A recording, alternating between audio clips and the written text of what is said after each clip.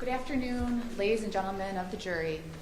I want to thank each and every one of you for your attention and your concern throughout this process.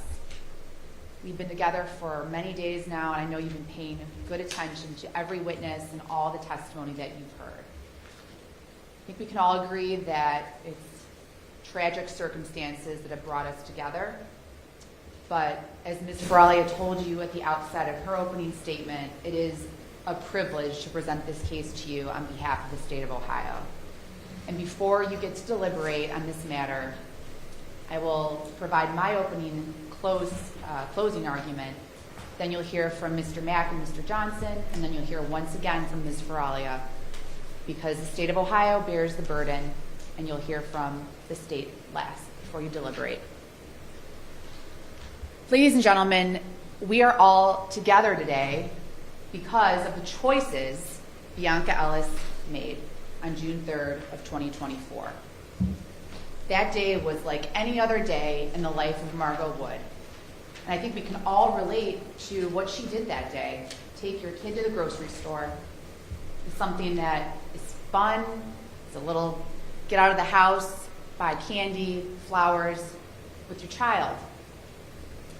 And yet, that ordinary act turned into an unfathomable nightmare because of what this defendant chose to do on that day. So what I'm going to do is I'm going to walk us through the indictment, the charges that we have charged Bionca Ellis with, and then we're going to shift our conversation to the affirmative defense that she has raised. All right? So I want to start with count 1, which is aggravated murder. That Bionca did purposely and with prior calculation and design cause the death of Julian Wood. And under Ohio law, the key terms here are prior calculation and design. All right? Those are the words you want to pay attention to when you're deliberating on count 1. What does prior calculation and design mean? Well, you'll have those instructions with you when you deliberate. And in part it says, it's the process of reasoning that must have included a mental plan involving studied consideration of the method and the means, or the instrument with which to cause the death of another. The amount of time that the defendant spends in planning isn't really as critical, but she needs sufficient time and opportunity for the planning of the homicide. So did Bionca Ellis give thought or preparation to choosing the murder weapon in this case? Yeah, she absolutely did. And we can all see it in State's Exhibit 192. And you'll have this, 193.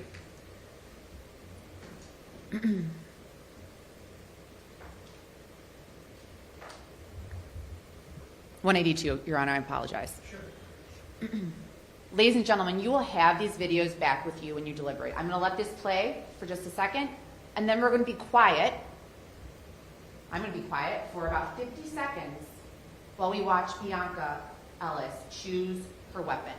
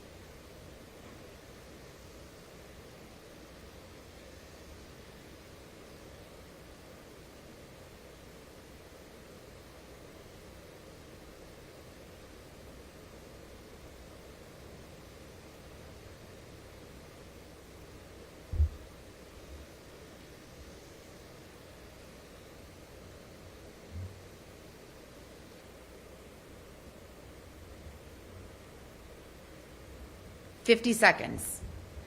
We watched that defendant go directly to the houseware aisles in Volunteers of America, go through that bin, look at the knives, inspect them, handle them, look up top of the knife block up there. She spends almost a minute looking through these knives.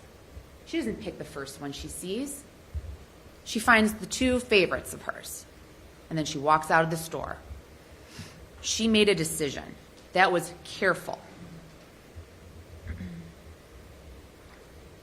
We spent a lot of time on cross-examination with Dr. Knopfsinger today about how Bionca Ellis didn't just stab anyone in the Volunteers of America store. No, and that supports our argument. This was calculated. She walked out of that store and went to the store next door, encounters more people on her path. And then when she gets to Giant Eagle, that's when she chooses her victim. But she knew when she chose those knives what she was going to do. She was going to harm someone. She was going to take somebody's life.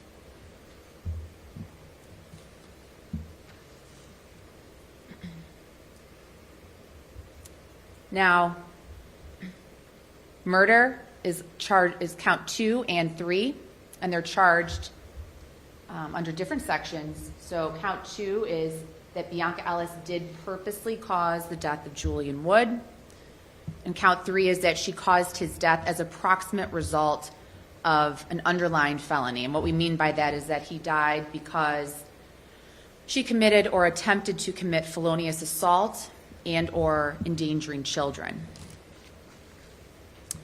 And with these charges, there are degrees of culpability and mental states. Okay, so when we're talking about purposely, and again, you'll have all this in your instructions, but these are the definitions of purposely and knowingly. And we're talking about this defendant knowing that her actions would bring about a certain result. Okay, so we know that when she selects that butcher knife and she ultimately stabs 2 people with it, that she's going to bring about a result, right? She's going to hurt them. She's going to kill one of them.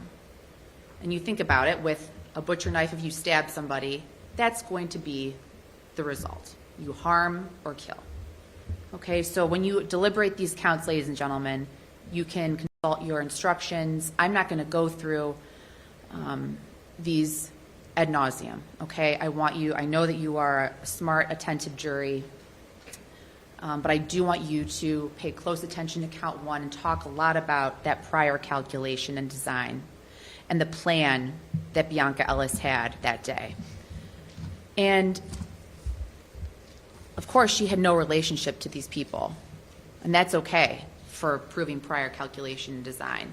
You want to focus on the time and the consideration that she spent choosing her weapon and the steps she took after that. Now, we're going to go through the timeline. We have the benefit of really having all of these actions captured on video.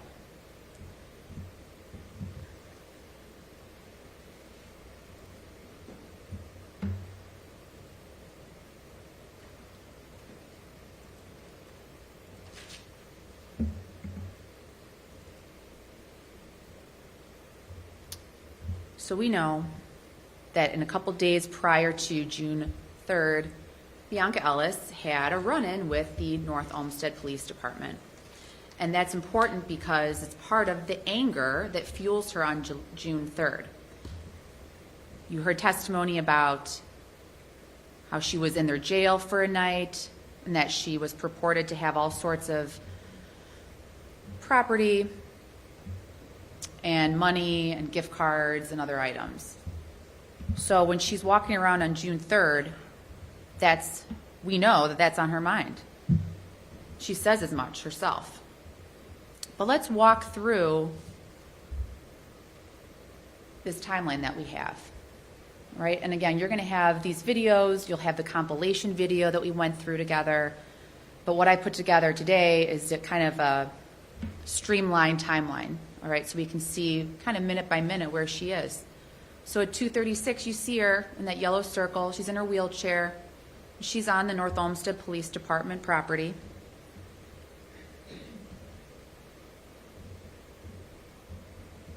A couple minutes later, here she comes into the lobby, and you meet Danielle Shook, one of the first witnesses you heard in this trial. And if you remember how their encounter went, Bionca Ellis wasn't so happy when she left the lobby. Remember, she turned the lights off as she departed the lobby. And then she kind of skips down the stairs. She ditches her wheelchair and her suitcase. And you can look at the video. Again, of course, you heard testimony that she walked with purpose and that she was angry. You can watch that video again that we watched here this afternoon. The careful selection of the weapons, minute by minute here. 14:55, so 2:55, less than 20 minutes after she went to the police station, she's got her weapon.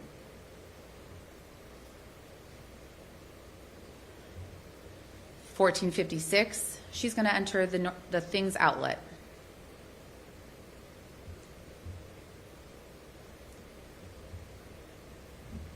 She walks in, looks around. Pay attention. She's got 2 knives still behind her back, and she's looking around. Ladies and gentlemen, she's looking for a victim. These people, they're adults. There's men in the store. Those aren't suitable victims for Bionca Ellis. She's got to find the most helpless victim she can to carry out her crime.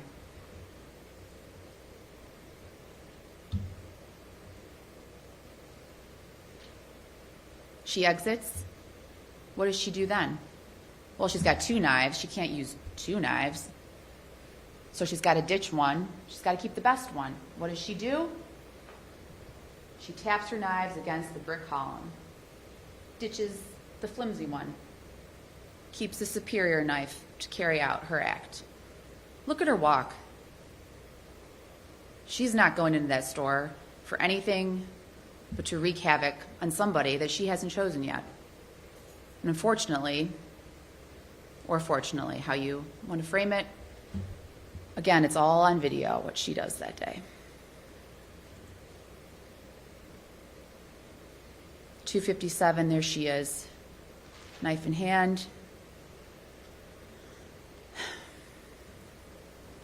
Again, this is 22 minutes have passed since she went to North Olmsted for her money.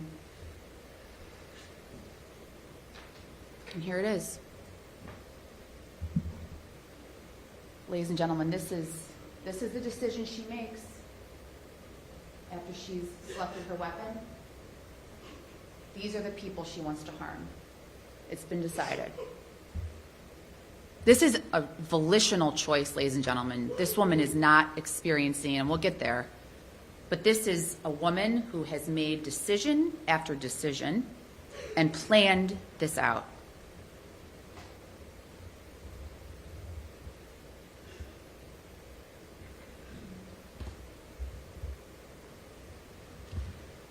And finally, at 3 o'clock, we know what happens.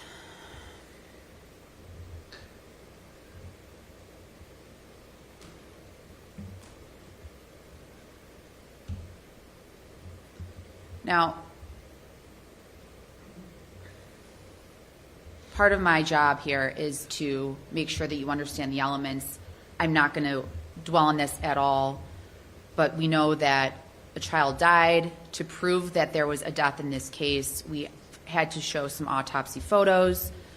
All right, I'm not even going to enlarge them on the screen here. You can see these 2 photographs. We know that we have a deceased victim. We also know that Margot Wood was stabbed and that she was injured, okay, for the attempted murder charges and the felonious assault. She has scarring on her body, and she will always have that scarring. So the state has met its burden as to those counts as well.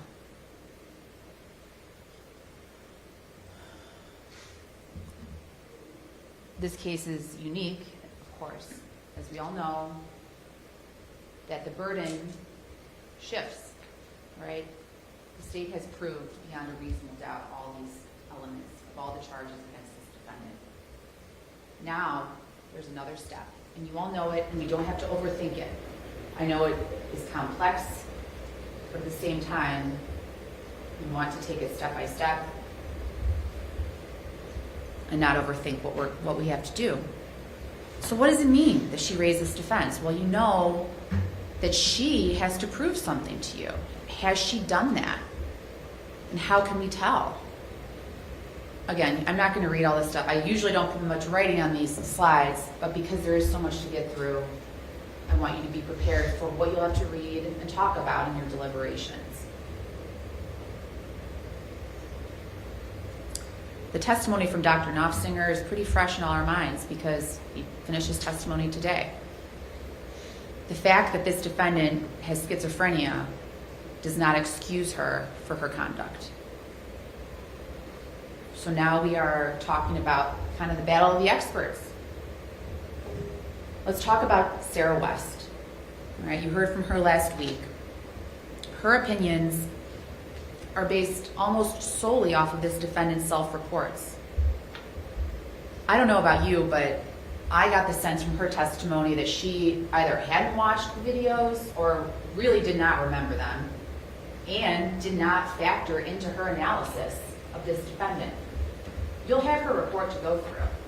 When she was asked about basic things about these videos, she did not seem familiar with them whatsoever. And you've heard from Dr. Knopfsinger how crucial these videos are. This timeline, the methods that this defendant goes through to make her decisions, Dr. West seems to not put much weight in that at all. So that's what I mean by she does not use corroborative evidence from June 3rd. But she agrees with us that June 3rd is the day we're going to focus on. We're not really talking about too much that happened before. We're going to talk a little bit about afterwards, but really June 3rd is what we are really focusing on. Something that struck me about her testimony was that Dr. West said, I see a lot of psychosis here. And I didn't really know what she meant by that because, again, she didn't use corroborative evidence. Not one witness in this trial testified that Bionca Ellis was talking to herself or muttering things, talking to anybody. So Dr. West's suggestion that she was hearing voices didn't make a whole lot of sense to me. And we talked a lot about anger and rage, and that is really the crux of Dr. Knopfsinger's report. And we know that Bionca Ellis was not medicated on June 3rd, but we believe she was very angry, and that motivated her to commit these crimes. But Sarah West doesn't talk about anger. She kind of agrees with us eventually that anger could cause someone to commit a crime. But again, she is not focusing on anything but old medical records and the defendant's responses.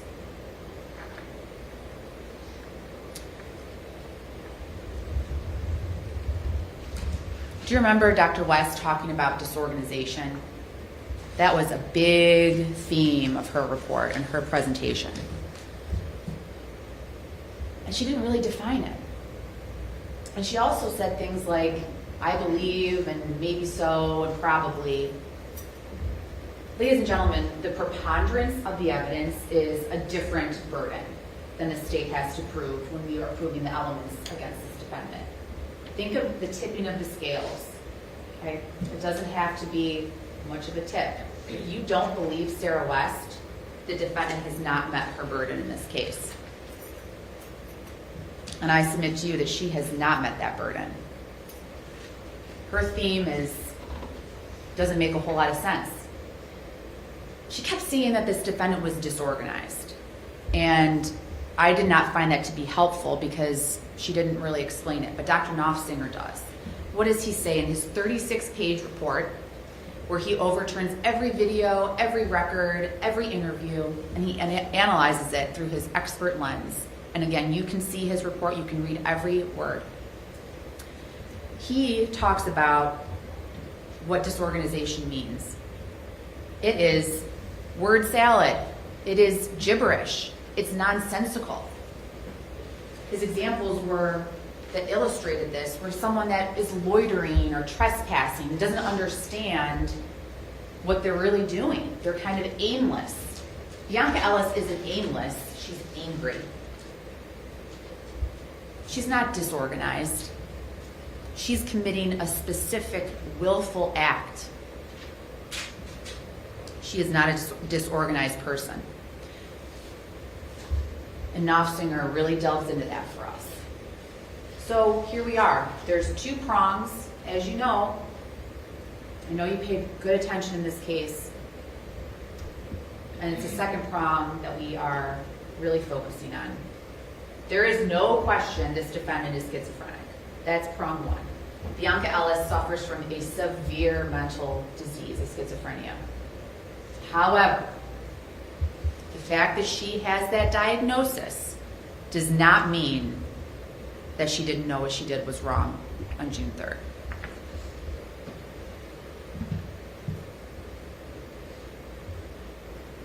Pay attention to her interview with Dr. Knopfsinger. Okay? She's not being paranoid.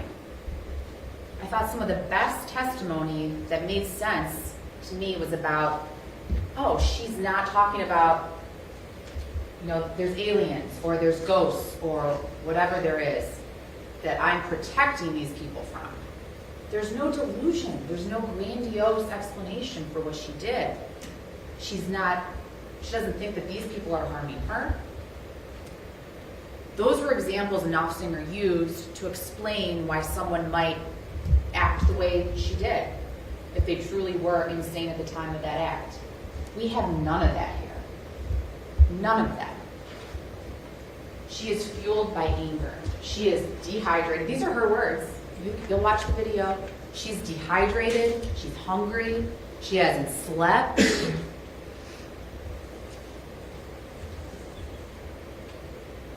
It became a perfect storm.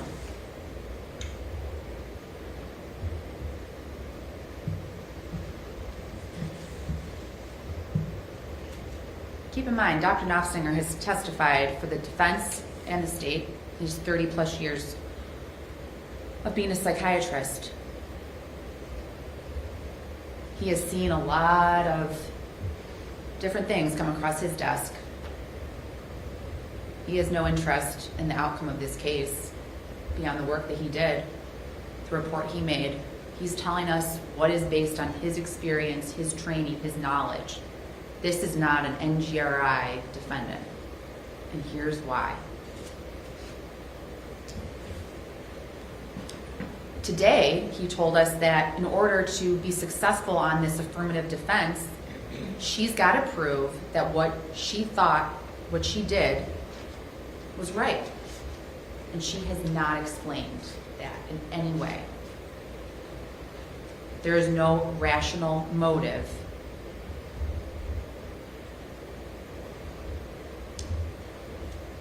The rational motive that she provides is what we need to focus on.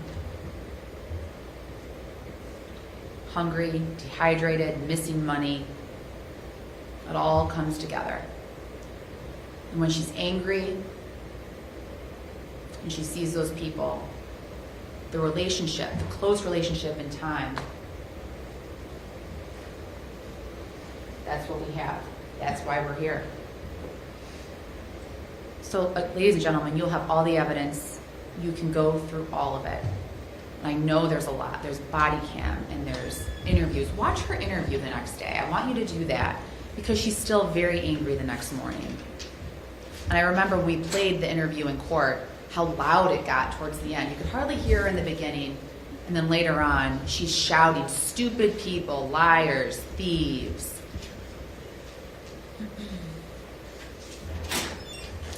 And again, the way she acts directly after this. Dr. Knopfsinger pointed it out, and I think the other witnesses explained it as well. She is not saying, "No, don't arrest me. I didn't do anything." She doesn't run away. But she does walk away calmly. She doesn't stay on scene at the car. She succumbs to the officer commands. She never protests her arrest. And Knopfsinger tells us that these are behavioral factors that indicate that she knew she did something wrong.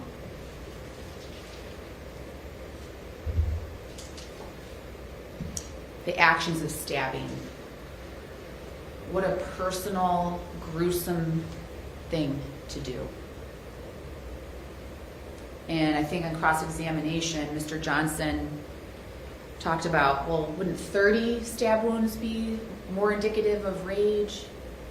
No, ladies and gentlemen, stabbing anybody with anything is an act that would be fueled by anger.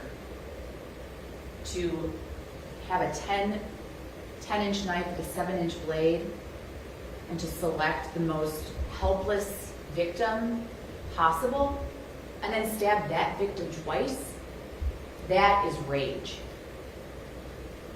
That's what we have in this case.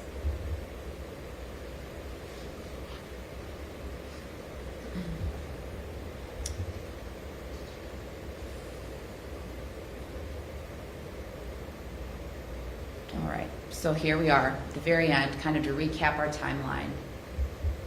She's upset.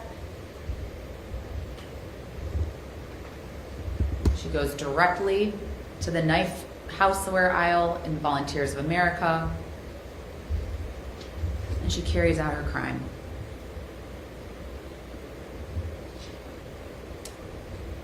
Ladies and gentlemen, I urge you to go through all of the evidence together. I know that within your collective memories, 12 of you, some of you may have taken lots of notes, some may have not taken many notes at all.